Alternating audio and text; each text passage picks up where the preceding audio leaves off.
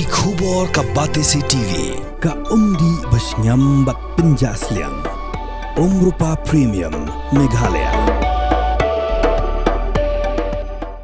Sophistication meets style. The stylish trendsetter Tata Curve SUV is in town. India's first coupe SUV is now in Shillong. Ki Nongthoh got ba ki Myllung na ki benta ba pher jong kari India. Ki la ai Ïaroh ba thap kti ban yo sngo. Ya ki Jingrwai Myllung jong ka kong Amabel Susngi. Ya ka ba la pen wonder ling ba ki Nongthoh. Ya ka ba ka la pen sngo ha ka Shillong Literary Festival ka ba sao. Ka ba nang yai menta hanan polok. Ka kong Amabel Susngi ka de ka nong rai ten rai ka ba pen ki embiang. Ya ki sur kan oi ten rai jong ki khasi na du kulong kuma. Kakong Amabel kala pendap ya ka Grade 5 Music Theory na Trinity College na London. Kawai na ki Jingrwai kan oi jong kakong Amabel kabala ya keren ha kani ka tamasa jong ka thok katar kadai ka Jingrwai ha ka tien panar kabala tip hayu piam ka bay lani hapne ka kami. Ki pat ba ki bawan sya kani ka tamasa kham tam ki samla puli ki basngo tanat ban thok kot kila yo shibun ki jing ajing mut bat ki jing mentoy ha ba ki yo sngo ya ka jing keren ha pedeng kakong Amabel baruba Daryl ding do ubalabu shibun kijing kelia ka bat ka bakham skau tanat kalong ba ki bawan ban sngap ya kani ka jinga kran kila yo ru ya kalat ban kili jing keli na ka kong Amabel bat ban selok bat ka kani ka jinga kran ha pedang ka kong Amabel bat uba Daryl ding do. Ladies and gentlemen, we will now immerse ourselves in a session that captures the essence of Meghalaya's rich oral traditions. The book in focus is titled Hayupiam Kabay, which is a lyrical Pnar phrase that beautifully translates to on mother's lap, evoking the warmth and intimacy of a mother's embrace. It is a compilation of 25 lullabies in varied dialects from the Khasi Jaintia Hills, with illustrations for each song and musical notations for each tune. Funded by Samvad and published by Martin Luther Christian University Press, the book blends tradition and accessibility, aiming to revive and pass down these cherished folk songs. The author, Amabel Susngi, is one of Meghalaya's most talented singers and founder of Mokuri, a folk band committed to preserving and promoting Meghalaya's musical heritage. Currently, she works as a music educator at Hillcrest Higher Secondary School and is also pursuing her PhD at Martin Luther Christian University. She has received numerous accolades, including the Samvad Fellowship by Tata Steel Foundation, the Young Talented Artist Award by the Ministry of Culture, and the Inspiring Artist Award by the Meghalaya Grassroots Music Project. She is joined by Daryl Dingdo, a multifaceted artist, singer, multi-instrumentalist, and producer known for blending indigenous and modern music. With years of experience in Malaysia and Singapore, he has worked on acclaimed projects like the GT Experiment and Vital Signals. As a frontman of Blue Temptation and collaborator with various reputed bands, Daryl's work reflects a deep commitment to musical storytelling. Together, Amabel and Daryl will take us on a journey celebrating the power of musical literature as a bridge between generations, nurturing cultural roots and intimate bonds. Let's have a round of applause for Amabel Susngi and Daryl Dingdo. I now leave the floor to you. Thank you. Thank you so much. That was such a wonderful introduction. I feel so honored. All right. So, ladies and gentlemen, before we start this session, I'd just like to introduce ourselves one more time. It's not every day that musicians and singers get to be on stage and not have to sing.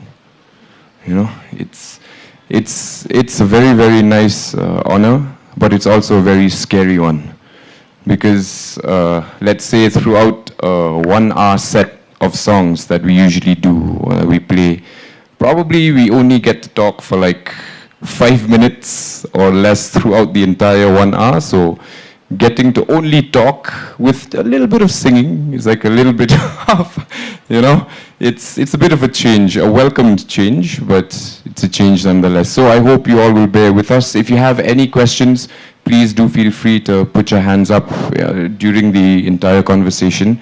If you feel, let's say, you can't understand what is being said, or you feel like you want to know more about what is being talked about, please feel free to raise your hand and we'll get to you. All right. And Amabel, obviously, her list of accolades and accomplishments speak for themselves. And I have a very, very deep respect for her, not only as a colleague, but also because she has, she is pursuing the knowledge of music in all its forms and what that means. And she's doing a really deep dive, especially with the music from here, for our local indigenous music, because these are songs and these are lullabies that can only be passed on, that have only been passed on through, they've been passed on orally, right? So it's been grandmothers to mothers, mothers to daughters, daughters, so forth, So, and if somebody along that chain, along that line, forgets or just doesn't take the time or the care to really, remember or really pass it down again, then it gets lost. And that's culture that is being lost. And I have a deep respect for her for trying to keep all of that alive. And also because she is pursuing music as an educator, she's doing it like not just because she loves it, but because she has this yearning to find out more and to do more with it, and to probably help a lot more people with her art, with her talent. So yeah. So I would like to introduce the book, ladies and gentlemen, this beautiful, beautiful book of lullabies. And I was beating my head over, okay, how do I introduce this book? What do I say? I'm a singer, I could sing, but then I'm like, no, that wouldn't work. And then as I was reading it, I was reading whatever Amabel wrote herself. And I was like, you know what? I should just read this, because it's precise. It says exactly what came from her, what she was thinking, what went into this thing. So, ladies and gentlemen, Khasi lullabies mostly exist in oral form and as scattered remnants among the tribes. There is little documentation of the lyrics and music notations. This project aimed to revive this tradition by providing mothers and families with text and audio recordings so that this important part of family life can continue. Many Khasi families are using the Khasi language less in favor of the dominant languages used at school and work. While the lyrics of the lullabies are in Khasi dialects, there are English translations for parents to understand and explain the meaning to their children. This book is a compilation of 25 songs collected from different places in the Khasi and Jaintia hills of Meghalaya, translated from various Khasi dialects to English and notated using the Western music notation system. This bilingual book has song lyrics, illustrations for each song, and musical notations for each tune. The book aims to contribute to society as a teaching aid for schools and institutions for children to learn these songs of intimate attachment, which serve as a comforting bond between the child and the mother. With this book, we hope future generations will inherit the rich cultural heritage of folk songs by passing the music down from one generation to the next. Ladies and gentlemen, please put your hands together for Ha Yupiam Kabay, on Mother's Lap, a Jingrwai Kynoi by Amabel Susngi. All right, see, that was like, wow. I couldn't have like framed things better myself. Anyways, so Amabel, good to be here with you. Good to see you too, See, Darrell. both of us are like nervous because we don't do this. But anyways, we're all going to help her through it, right? Yes, we are, ladies and gentlemen. Okay. So, tell us a little bit about growing up. Growing up here, the musical culture in the Khasi Hills is a rich one. It's a very rich one. I can personally attest to being here. The first memories I had was my mother cooking, singing songs, humming old-timey tunes, and her rocking me to sleep, singing all of these songs. So tell us a little bit about your childhood. When did all of that start making sense to you? There's music there. This is happening, tunes and stuff.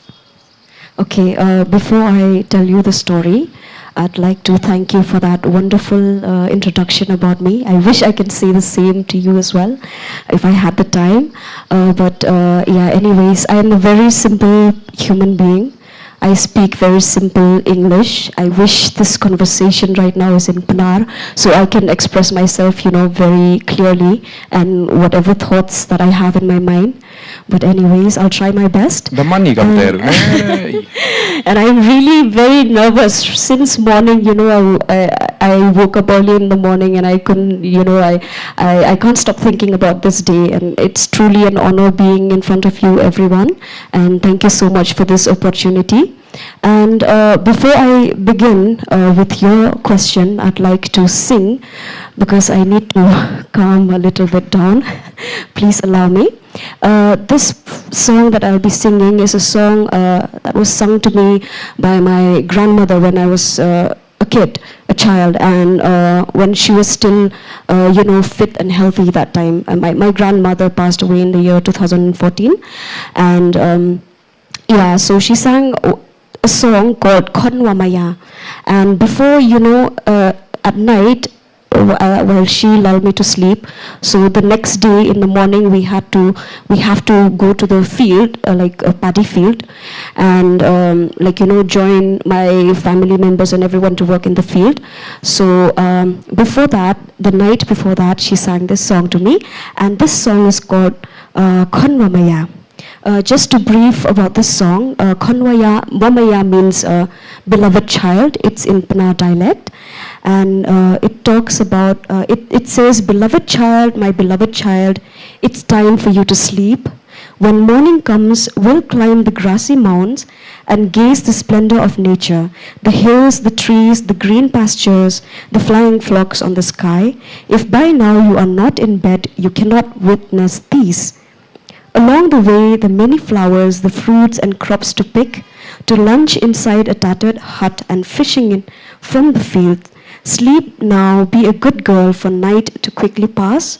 When morning comes, we'll climb the grassy mounds and gaze the splendor of nature.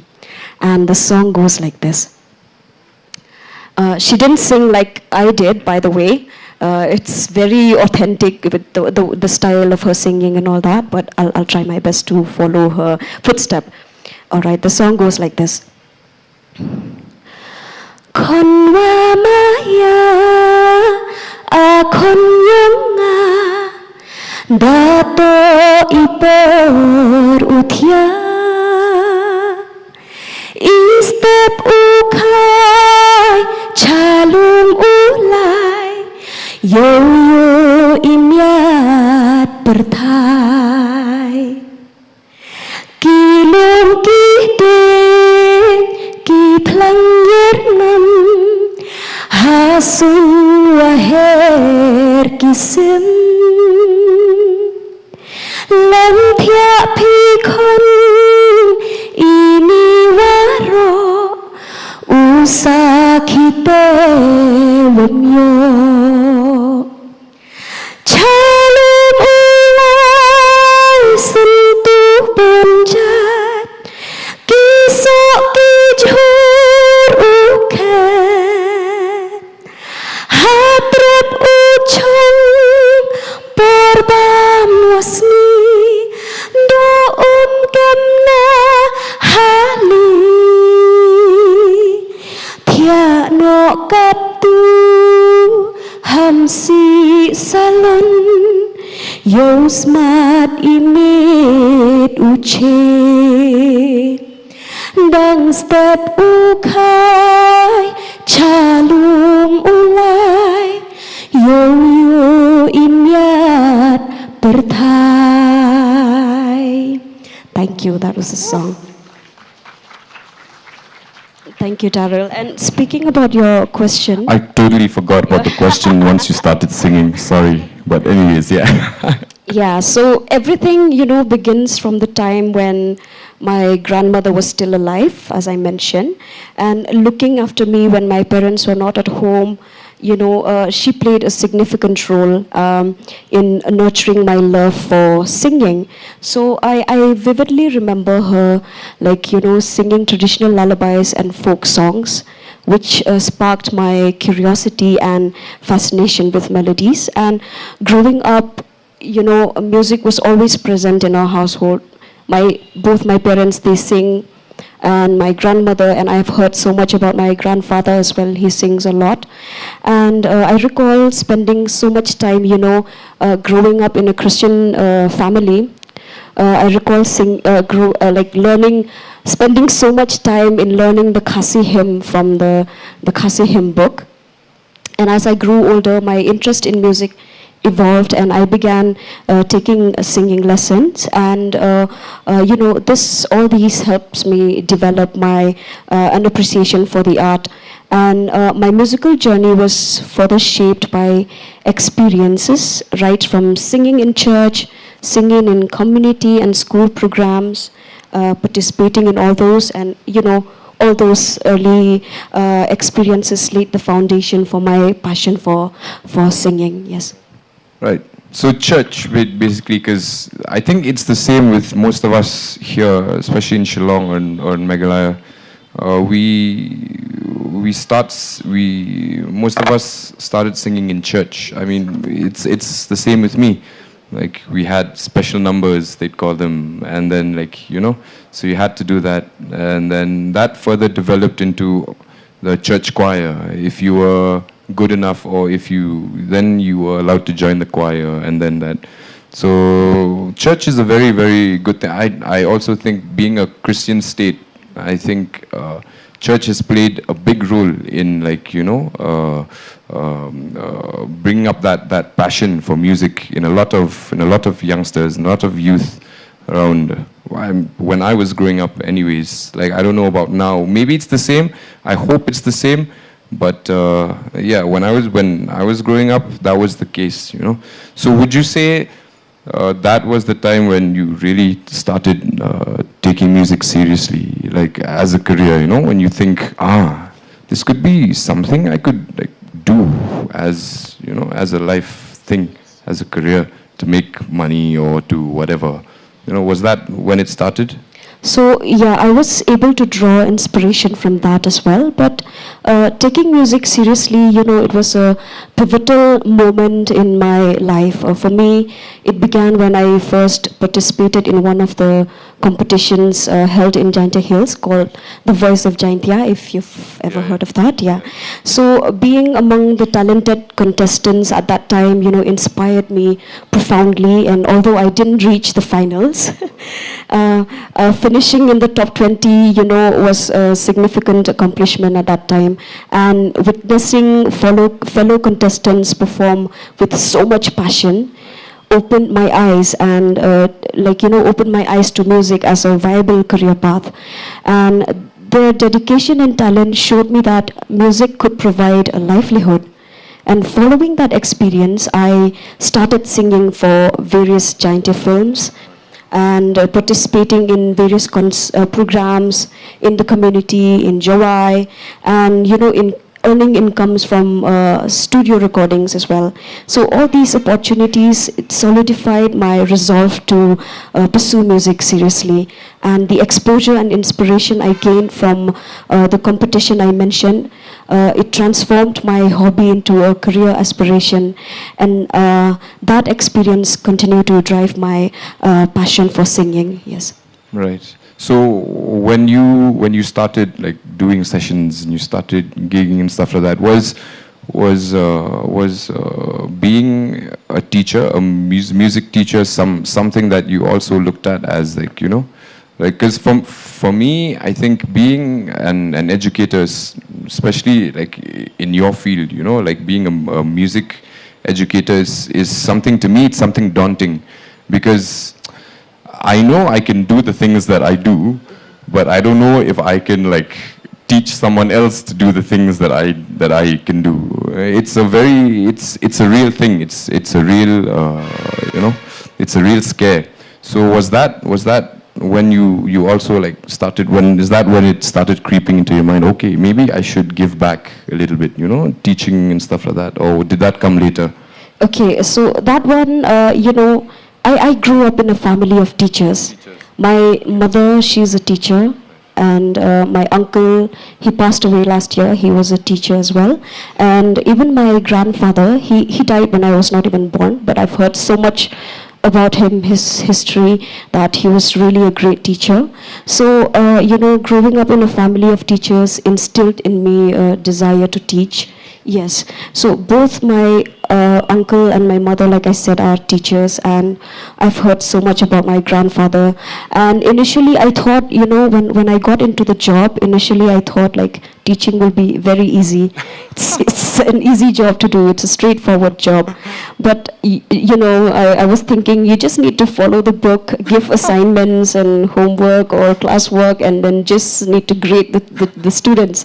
But, you know, reality proved me more challenging. So engaging with students required creativity, patience and flexibility. And despite the challenges, I've grown to love my job as a teacher, as it allows me to share my passion with my students. And I've also come to realize that teaching music is not just about imparting knowledge. It's about inspiring creativity, building confidence, and fostering a lifelong appreciation for music as well. Yes. Right, that's true. Because these are very like vulnerable people in terms of like, you know, they'll listen to something that, let's say, like you, an accomplished musician, educator, like they're bound to believe you and do whatever you know you tell them to. So I think that's one of the scary things, and also patience, because I think we as musicians ourselves, we're so passionate about this that, you know, sometimes we forget that, oh, okay, not everyone is as passionate, or not everyone is as easy to, you know, pick up these things, and it gets a little bit, whoa, okay, maybe I should chill a little, you know, in teaching. That's true. I guess you were groomed to teach, you know, from a very young age by your entire family. Nice. Okay. In case you all don't know, Amabel is also one of the vocalists for an acclaimed band here from Shillong called Fourth Element. And I was. Yeah, you were. Yeah, so they've gone around. They've played various jazz festivals around the world, and yeah, so the one of the more accomplished bands. So what can you say is like the biggest thing? Do you like gigging more, like the performance aspect of the music, or does teaching give you like that? You know, which one gives you a little bit more of a rush or a high? No? I think singing. Yes. Okay. Because like I said, I thought teaching would be easy, but it's not easy. Sometimes, you know, my students gave me the hardest time in the world. But singing, you just need to learn the song and sing your heart out. And like, you know, you can express according to the songs that you sing. And I feel like I deliver better when I sing. Yes. Right. So coming to that, right? Coming to the book, what made you decide? Okay, you know what? Because you could have written. You're an accomplished music. You've gone to music school. You know all of this. Like, what made you choose lullabies as the subject of the book?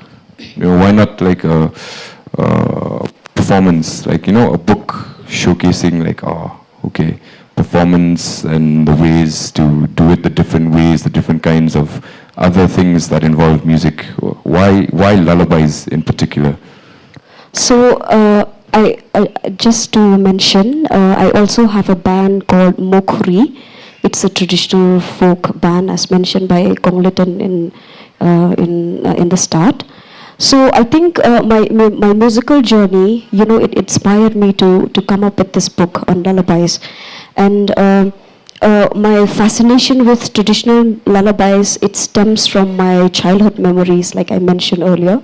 My parents and grandmother, would sing all these soothing songs, melodies to lull me to sleep. And those moments, it created an unbreakable bond, filling me with peace and calm. And as I grew older, I realized the significance of preserving this oral traditions. And with technology's rise, children now, as we can see, they spend more time accessing digital content indoor rather than, playing outside. And this shift threatens the passing down of traditional lullabies, folk songs, children's play songs, oral stories, from generation to generation. And I feel like if we don't take action, these cultural treasures will become extinct. Yes, and the timeless tradition of singing lullabies will disappear as well. So I chose to write about lullabies to document and preserve our cultural heritage, ensure the continuation of oral tradition, because all these are cultural treasures, and, share the emotional connection and bonding experience through lullabies, and to celebrate the beauty of traditional music as well. So by recording and sharing these songs, I hope to keep our traditional legacy alive and inspire future generation maybe to cherish and pass down our traditional lullabies. Right. Yeah, I think you're like a superhero in a way. You know what I mean? Like, you see, there's this thing that's happening where even it's happening in my own home as well. Like my nephews, none of them speak English. Or speak Khasi. Sorry, they all speak in English. It's not that they don't know how to speak in Khasi, they just don't want to speak in Khasi, and that's a very scary thing. It's a very, very scary thing, because that's the only way to identify us as Khasis, the language, because we don't dress up in a traditional way every day and go out. Like, that's how you can identify a person wherever he's from. You identify a Nagamese person because he speaks Nagamese, right? Identify an Assamese because he speaks the language. Now, if we can't speak our own language, then we'll just be lost, we'll just be strays, Like, where do we belong? Who are we? I think that's the question that I think every young person should ask themselves. Who are we? Who are we? Not in terms, yes, my name is, and I live there, my age is this. No. Who are we? Where do we stand? Where are our roots planted? Right? Because our growth is the same as how a tree grows. It's the same thing, right? We need roots. If we don't plant our roots, we can't really grow properly, right? We'll just be like this everywhere. And as an indigenous people, that cannot happen, because we are only part of a percentage of indigenous people around the world. And there is nobody else like us. Even though we share similar traditions and with different other cultures, there is nobody else like us. And if we don't keep that alive, then I think it's a dangerous thing, like you were saying, right? So coming to like challenges that we face, right? What was the biggest challenge for you in compiling this book of lullabies? Like, because you had to go and meet different people from different villages and, different cultures even. So what was the most challenging for you? Okay. So the most challenging part for me is that, at first, when I think about lullabies, I thought it would be easy to achieve, to collect 25 songs. I never thought it would be very difficult. But, when I got into the work and going into the field, I realized that it's not easy at all, because approaching parents who don't understand the importance of this oral tradition, and also meeting people who don't even sing the lullabies anymore. It's really very difficult. And there was also a point where I've met few people, and they promised to provide all the documents to me. But when we meet, they were able to sing only a line or two of the lullabies, and some of them don't even remember the lyrics. And to come up with a book, you cannot just collect just a line or two of the song. It should look proper, right? So that was the most difficult part of the project. Yes. So how did you go about solving those problems? Like you said, Yes. like some only remember two lines or a line or something. So how did you solve that problem? So I was able to solve the problem by seeking help from some of the folk artists, folk musicians, and I also learned that parents sing different words of the lullabies. The tune can be the same, but the words, it depends on the situation. If it's a sad situation, different words, different lyrics will come out.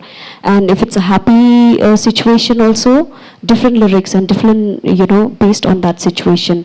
So that's how I was able to solve, I was able to shape some of the songs and in such a way.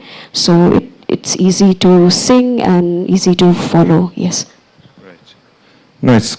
Because, as you were mentioning, our culture is that these lullabies, they also serve as a way of imparting generational lessons and morals from mother to child, and stuff like that, like just how to be, how to act, how to grow up to be a respectable person, or how to respect others, how to look at nature, to seek something that's deeper within us. And these, I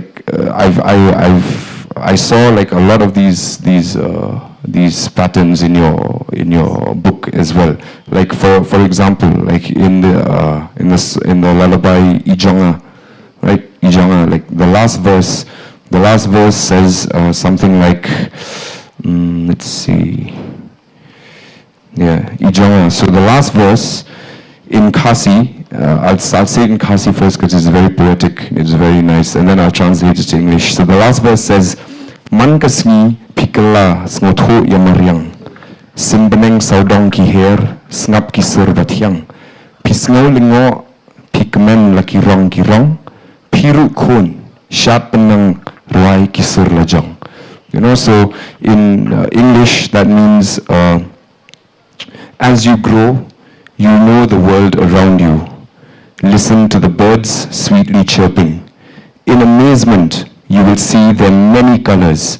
My child, you also sing and dance to your own tunes. So it's a very nice way of saying, find your identity, son.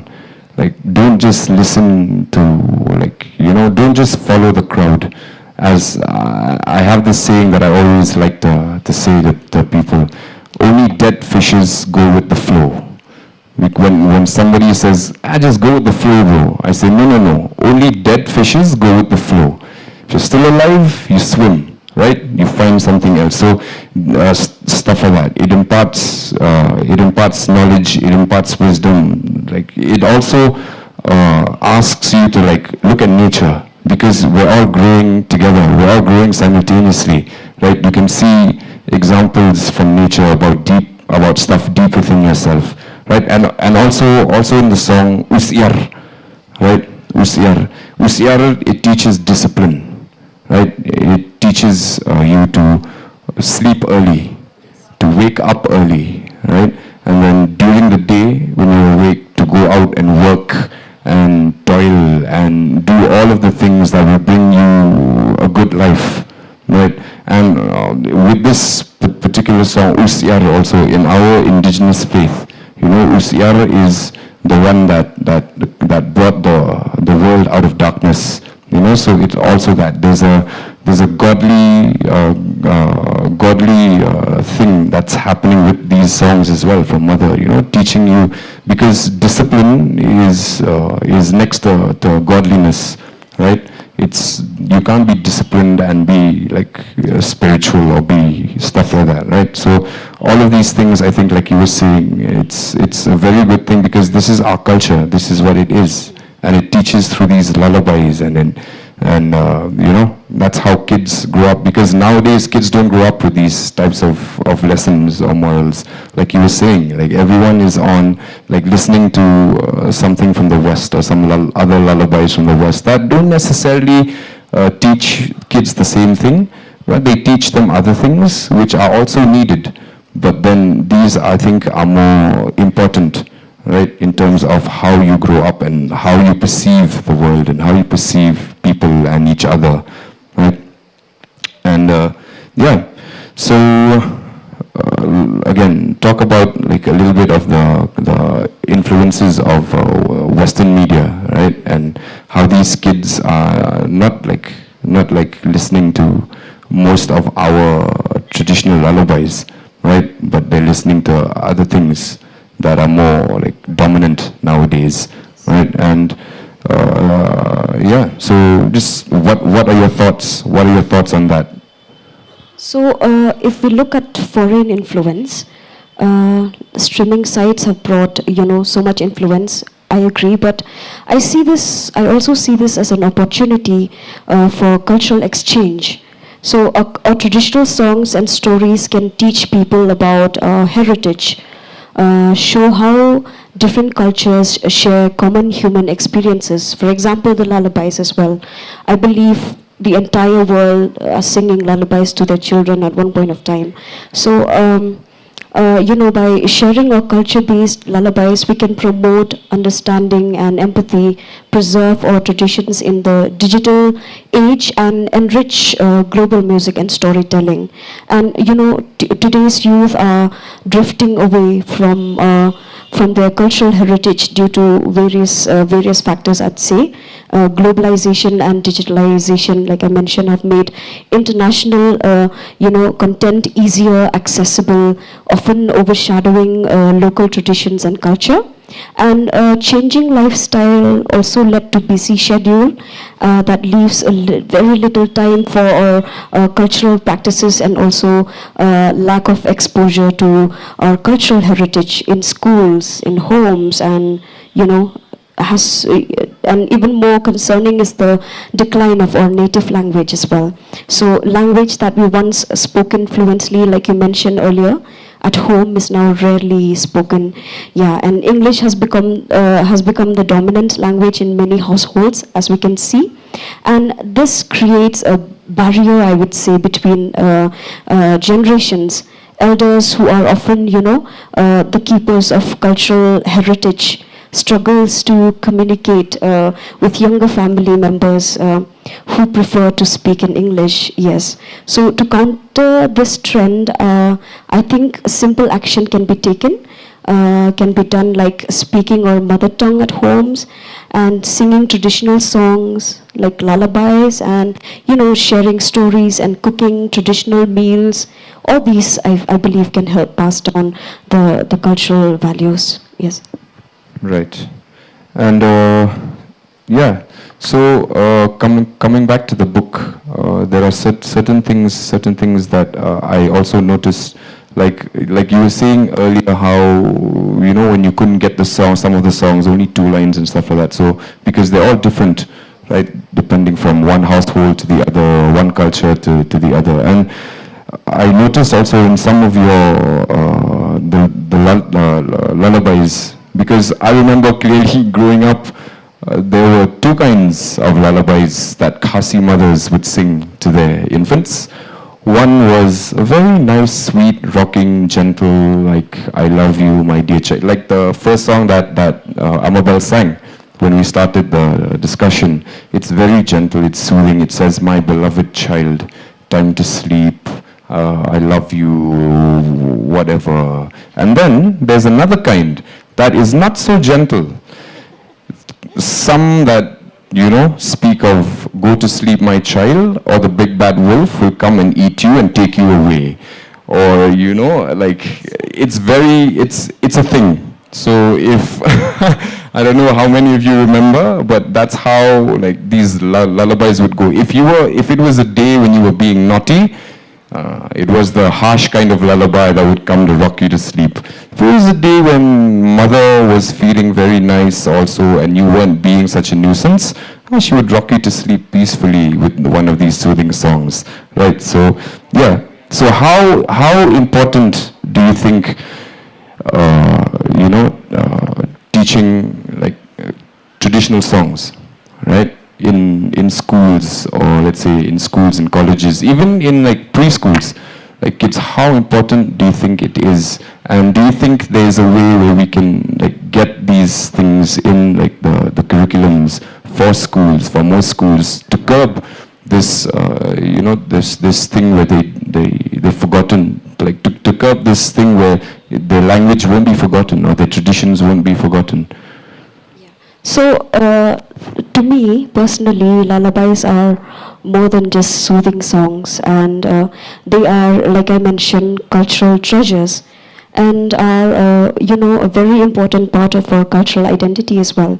So, they contain stories, wisdom, and traditions that have been passed down through generations, and their loss would be a significant cultural tragedy, I'd say. And, it's open to everyone. This book, anyone can buy it, anyone can sing, anyone can, parents, young parents, I would urge each and every one of you to please buy this book in order to preserve our cultural, rich cultural heritage. Please buy this book and sing the songs to your children. You can also, you don't need to worry about the notations that are on the book. You can play the song from your mobile phones as well. For each and every page, there is a QR code, as you can see, and you can just scan the QR code and make your children listen to this song, or maybe you can also help teach your children. And I also, as I've already mentioned in the book as well, that this book can also be used in schools and institutions, so that way we can promote our traditional cultural heritage of lullabies, singing lullabies, yes. So anyone who is in the education sector, ladies and gentlemen, I urge you to please, I think it's high time, because we are also seeing a decline, and it's very clear, it's very prevalent in Shillong, as it is probably everywhere else in India. We need something that is really solid, that really works, so that we don't lose, like you said, these cultural treasures, and so that our kids, our future generations know our culture, and they don't have to go and look for an older person or their grandfathers, their grandmothers, to ask them about their own identity, about their own culture. I think it starts when, they're young. That's the best way to teach people, right? When they're kids, when they're infants. You teach them small things, like how most of us have been taught. I would say I wouldn't be the person that I am today if it wasn't for my grandmother and my mother and my sisters, making sure that I keep that part of my identity alive, that culture alive, So, and now it's also up to me, for myself, to keep it alive, to keep on, not just to keep it alive, but also to spread it to other people who may also be looking for a way to do the same, right? And I don't know if this is like a setting up from the universe, or if this is just some divine thing, but I'm honored and I'm so happy to be here, having this, specifically this panel discussion about lullabies, because I'm also an expecting father. So I've been very afraid of, just thinking about how my son and my daughter grew up in this world, and how I can, do the best that I can so that stuff like this does not happen. you know. So, ladies and gentlemen, you should all get a copy. Even if you, like Amabel said, even if you don't speak Khasi, there are English translations, and there are also Western notation. So she has transcribed everything to Western notations. So if you want to play them on your instrument, you want to sing them, if you know how to read music, to sight read music, then you can easily sing them without having to scan the QR code. So Amabel, thank you so much. If there are any questions, anyone, we don't have a lot of time for questions, maybe 2 questions. If anyone has any questions? No hands? One question.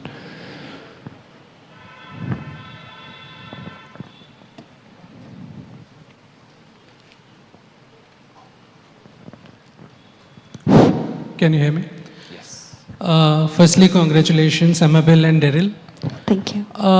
We have been talking about the reach of the vernaculars, or you may say the other languages other than Hindi and English, because English has become official lingua franca and franca lingua, and Hindi is in the spoken world. It is not easy because you can see the crowd over here as to how much of the crowd of local dialect is over here. So it's not that easy, but at the same time, we have to encourage and conduct such programs at the lower level. So this is my suggestion that if we want to penetrate into the mass, then it will be better that we further continue such programs at even lower levels. So that's what I wanted to convey. But congratulations. Thank you so much. That's a very good point that you made, sir. Thank you so much. Anyone else? Question? Yes, ma'am.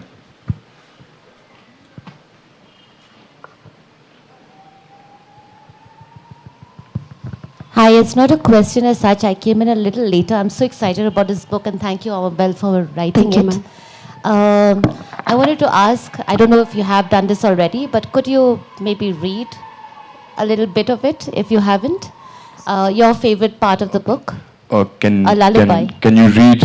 Would you like her to sing it instead, because Yes, she has an love to amazing sing it voice? Yes, please. That would be lovely. We didn't hear enough of you, I feel, at this session. So there's another lullaby which is very close to my heart. It is not collected from my place, but it's collected from Ribohoi district. It's called Yam Wat Yam, which means do not cry. And it's a lullaby sung by an elder sibling babysitting her younger sibling, and while the parents were out in the field. And the song goes like this. Yam wat yam ere sepun kabay nang lay shutolun yo wan lam ka haishibun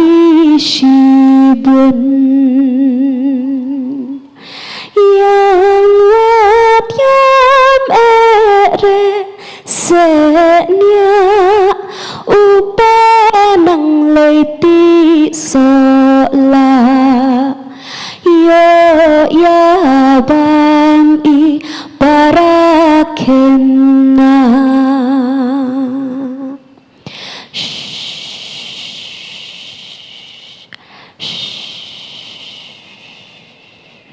Thank you. Ladies and gentlemen, Amabel Susngi. Hayupyam Kabay is the book if you want to get it.